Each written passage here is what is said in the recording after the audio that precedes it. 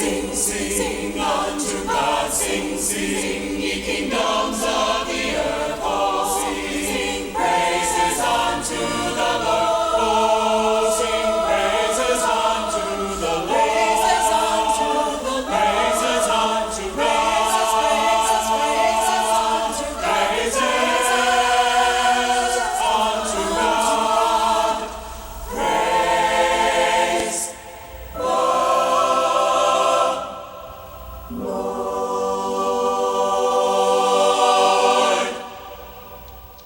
People tell you, be yourself. But do they really mean be yourself? Or do they mean be the you that I want you to be? Or do they mean be you as long as it fits into the parameters of what I know about you and into the confines of what I think is acceptable? If we're not careful, we will rise to the low expectations of other people around us. The thing is that you're different from anyone else who has ever existed. Even though we're all the same in 10,001 ways, we are each unique in some way. And the problem is that the way that most people see others is through a filter of how they see themselves. It's not to blame anyone, that's just what we do. We're human. We are judgmental. We compare. I'm getting ready to say something this morning. It does us no good to compare ourselves to anyone else. To compare our marriage to other people's marriages. In part because we don't know what's really going on in anyone else's marriage. I can think of times when my wife would say, oh, that couple, they're just so sweet. Look how affectionate he is with her. And then a couple weeks later, they're getting divorced. We never know what's going on. Well, we see the outside. We don't know what's going inside anybody else's marriage. It helps nothing to compare. It doesn't help to compare our children with someone else's children because we're not raising someone else's children. We're raising our own kids. Our job is to help them be whoever they're meant to be. But it begins by us being who we're meant to be. There's always going to be someone out there who is trying to pull you down. There's usually someone who's going to say, who, her? Don't listen to her. Oh, I knew her when she was something or other. Or him. I know him. Don't listen to him. The way that we can get frozen in people's minds, some period of our life, some way we were, or some way they thought we were. They probably didn't even know us that well back then. But here's my point. You being yourself matters a lot. When I say it, I'm not saying be the you that I want you to be. I'm saying be fully you. But there's a catch. There's always a catch. People are going to question you. You're doing what? With who? You're going to church? To that church? You're quitting your job? You're marrying who? You're majoring in what? There's always going to be someone trying to make you into what they want you to be. I don't want you to be who I want you to be. I want you to be who you're meant to be. Yesterday I was at a storytelling workshop led by the wonderful Kelly McLoud-Schingen, who is a local teacher and facilitator who works all over the world and does great work. And she brought in a nationally known storyteller named Mama Edie Armstrong from Chicago, who also happens to be her aunt. Mama Edie told a few stories, but one story that she told was about the most famous spider in Africa. Does anyone know that spider's name? Anansi, yes, all right. The Anansi stories originated with the Ashanti people in Ghana in West Africa, and there are lots of Anansi stories. Anansi is kind of a trickster character, a shapeshifter, because he can turn himself into a man and then back into a spider again. And a lot of these stories are what we call how-so stories that serve to explain how certain things came to be. Like why a rabbit has a short tail, or why snakes don't have arms and legs. In fact, many of the stories in Genesis, like the story of Adam and Eve in the garden and the eating of the apple, is one of the Hebrew how-so stories that supposedly tells us in that culture, in that time, why they think women have pain in childbirth and why snakes don't have arms and legs. These are how-so stories. All cultures across time have had them. The story I'm going to tell you is about how the moon came to be in the sky. As Mama Edie tells it, it goes like this. Once upon a time, Anansi had to go to another village to take care of some business. When he got there, he hadn't seen his friends there in a long time. And so when he was done with his business, he went off with them. And he was shucking and jiving and telling tall tales, and he lost track of time. And suddenly, he looked at his watch. What? Spiders wear watches? Well, this is Mama Edie's story, and in her story, they do. Anansi looked at his watch, and he said, "Oh my goodness, I better get home because I have to walk through the forest, and it's going to be so dark that I'm not going to be able to find my way home." Because remember, this is a story about how the moon came to be in the sky, so at this point, there was no moon glow. And so he said goodbye to his friends, and he started walking through the forest, and sure enough, as he went, it became darker and darker and darker. And then, as he was going through the tall grasses and the trees, he thought to himself, "Oh man, I was running my mouth just a little too long." But just then, he saw a great big white ball of light just lying there on the ground. It was just lying there. It was beautiful. He said, "Wow, I wonder what that is." And so he went over and he picked up this ball of light and he began to walk with it. But it was so blinding and bright that he lost his footing and he slipped down over the riverbank and fell into the water. And as he did, a big old fish came along and swallowed Anansi up. There he was, standing inside the belly of a fish, still holding that ball of light. And so he looked around at his situation and he said, "Lord, if anybody gets me out of the belly of this fish, I'll gladly give them this old ball of light." Meanwhile, back at home, his family had become concerned. This is where I'm going to need your help, okay? His wife's name was Aso. What was his wife's name? Aso. Good. She said, "Children, I'm afraid something must have happened to your father because he's so late coming home, and you know your father's always home in time for dinner." And so one of the daughters stepped forward and said she thought she noticed something. Let me tell you about the daughters, okay? You're going to have to help me remember their names, if you would. There were 3 boys and there were 3 girls. Yes, they had 6 children. These were busy little spiders.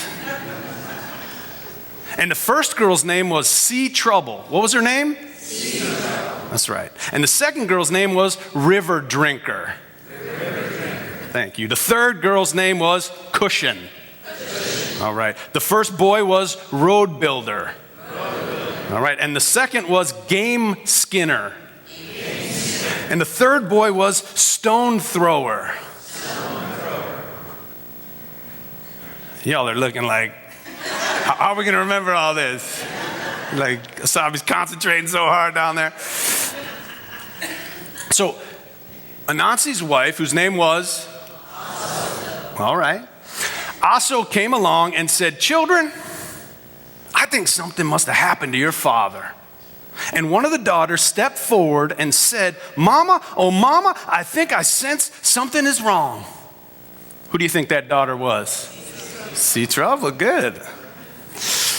She said, "Mama, Daddy was coming home through the forest and he fell inside the riverbank. And Mama, a big old fish came along and swallowed up Father. And we have to do something quickly to save his life."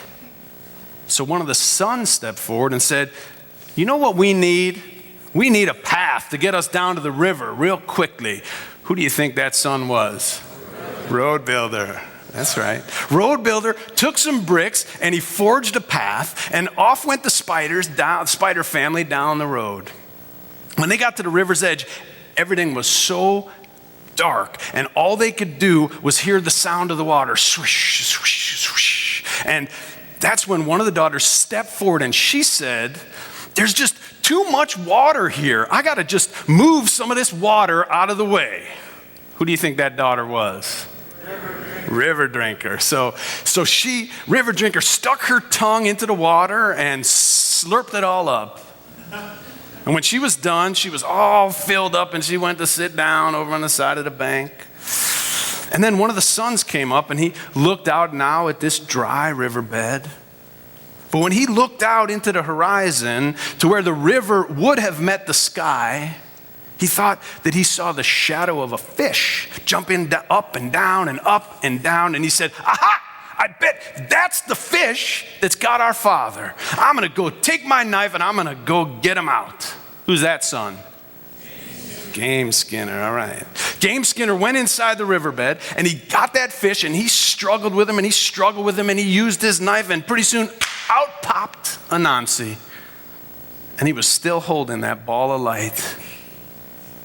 And when Anansi walked up the bank, he saw his family was there, and he was so happy to see them, and he was just about to go and greet everyone when all of a sudden a big great bird came flying out of the sky and swooped down and picked up Anansi and started flying away. "Oh no," one of the other sons came out and he looked into the sky and he said,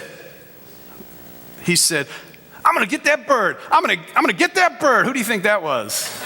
Stone thrower, that's right. So stone thrower picked up a big rock and he put it in his slingshot and he pulled back and he aimed at that bird, and boom, the rock flew into the sky, hit the bird in the head, and Anansi started falling and falling, but he was about to get hurt.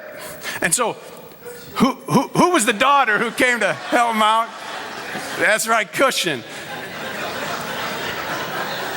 Cushion came and said, I got him. I got him. Hold on, I got him. And sure enough, boom, he hits down right on her belly. And he was safe. But he was a little wobbly at this point, as you can imagine. And he wobbled over to his family and he said, "I'm so glad that you all came out to help me. But I must say I'm a little bit confused. Because ever since you were small, you argued and you fussed and you fought about your differences. But look at you now. You used your very differences as your source of strength. And with it, you saved my life. And I'm proud of you. And I'm so grateful. But you know what? I'm still a little bit confused because I promised that whoever got me out of this, I would share the light with them. But you've all helped me out. Now I'm not sure what to do."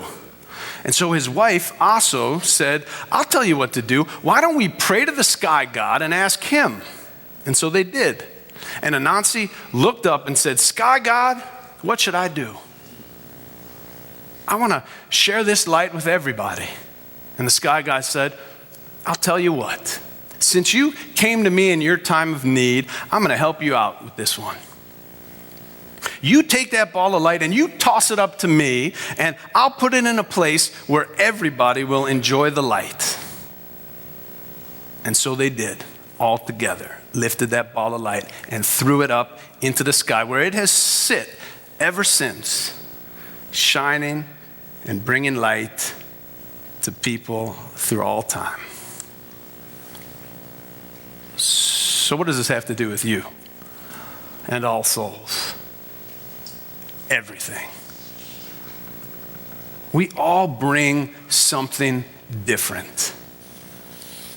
and each gift matters. Some have a lot of money, some don't have very much. Some are good cooks, some are lawyers, some are business people, some are musicians and poets and teachers and counselors and nurses and moms and dads. You name it, and we probably got it around here. And since this is New Member Recognition Sunday, I want to say to you who are new among us, your job is to be yourself and bring all of who you are to this place and to our common endeavor. You don't have to be more than who you are. You're enough, just as you are, to be with us and to make this church and these values a reality as best we can. But we do ask you to bring all of you as best you can, and we're all learning every day how to do that a little bit better. Because by doing so, you not only fulfill your own life, but you also help to save other people's lives. We save lives every time we keep kids out of jail or off of drugs, when we help them get a decent education or stay in school. We're saving people's lives every day in this church in ways that we probably will never even know. By working together, by each of us doing our own part, we create a great light that shines on all. We are heart-filled, passionate people trying to make the world better, and we don't always succeed, but we give it all we have. And the world, we hope, will be a little better because of it. But we know that we're better because of it, as Richard said. We're better for the simple fact that we believe in the power of the human spirit to do some good while we're still alive. And the fact that we're willing to try against all odds to make a difference. Our lives are better for the very fact that we believe in and try to create real community. An inclusive community, a caring community, an intergenerational community. Now, I don't know about you, but for me, just trying and just being a part of it changes the way I feel about myself and my own life. I get a deep satisfaction from being part of a group of people who are taking action, not just standing on the sidelines of the most important issues of our times.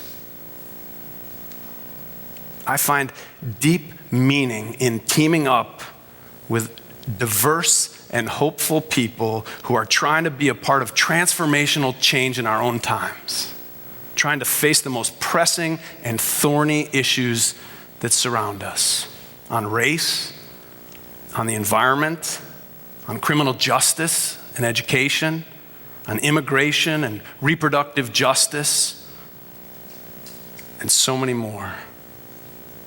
A colleague in Texas, Reverend Mike Piazza, he tells people who join his church, welcome.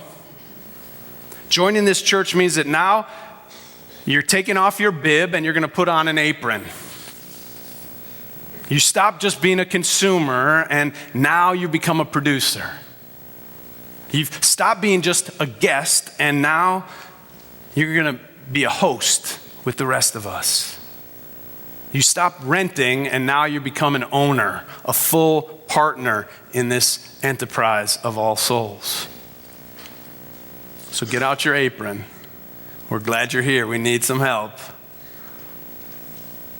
And we get to meet some of the most interesting, fascinating, life-changing people through being a part of this community from all walks of life. People like Solomon Rushdie, who was just here, or Elizabeth Gilbert, the author of Eat, Pray, Love, who was here a couple years ago, or religious thinkers of our times like the humanist chaplain from Harvard who came last year, and the rabbi in the community, and the imam. Seminary professors like Miguel de la Torre and Rebecca Parker. But we also get to work with each other's children. And the children from Jackson Elementary School and Gilcrease Middle School and McLean middle school, junior high school who we're partners with. We meet and experience slam poets and musicians and artists of all kinds. All of this makes us human. It makes us real. And it makes life exciting and full of meaning. And all we're asked to do is be you. You be you, I'll be me. And we'll do the best we can to bring about this beloved community of ours.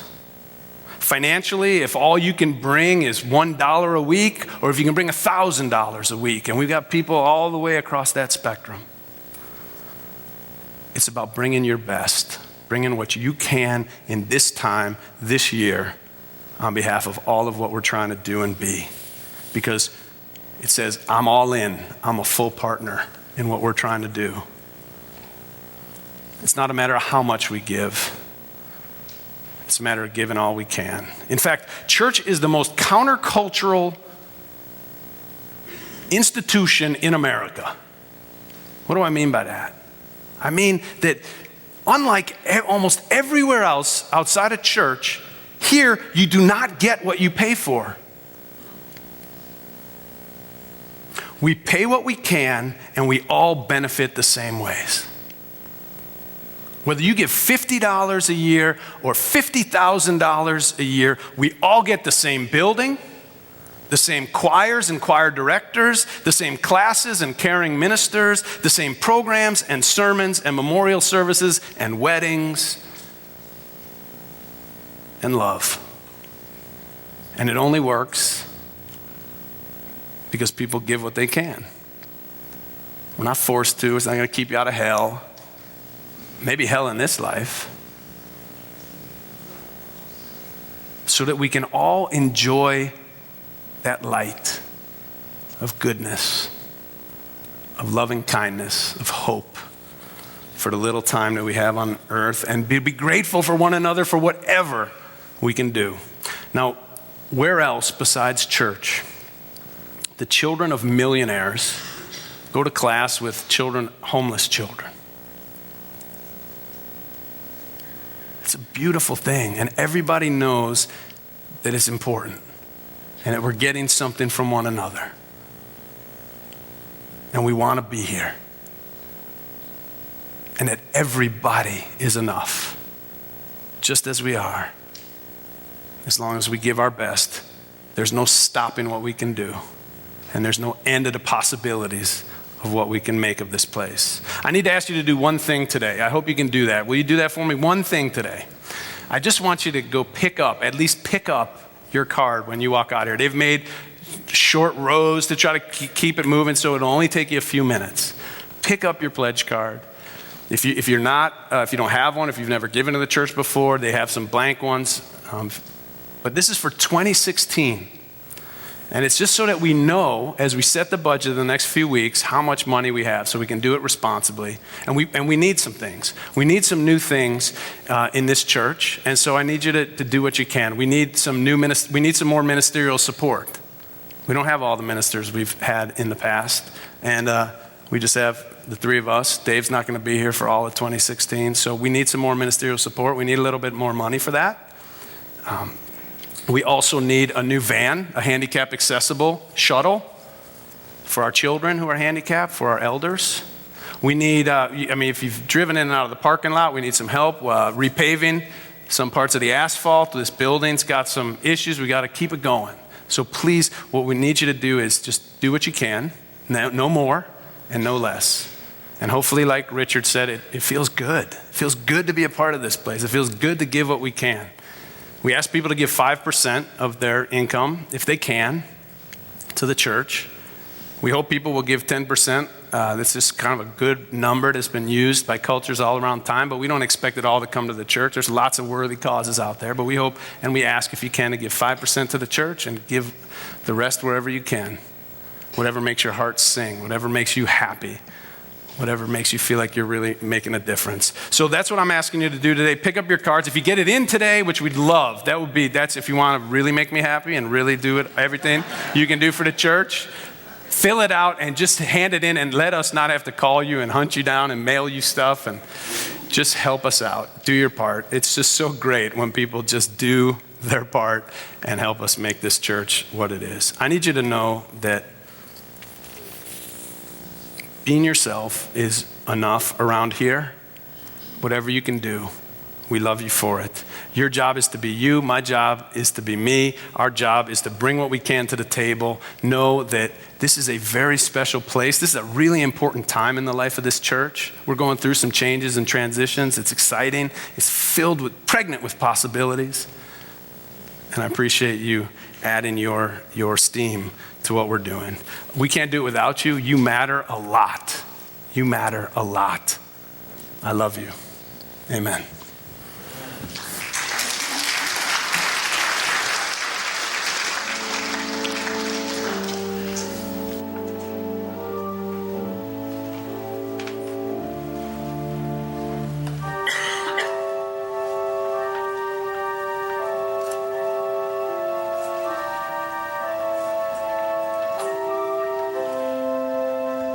Thanks for tuning in online. We are so pleased with all the different people who have been tuning in from all over the country and all over the world.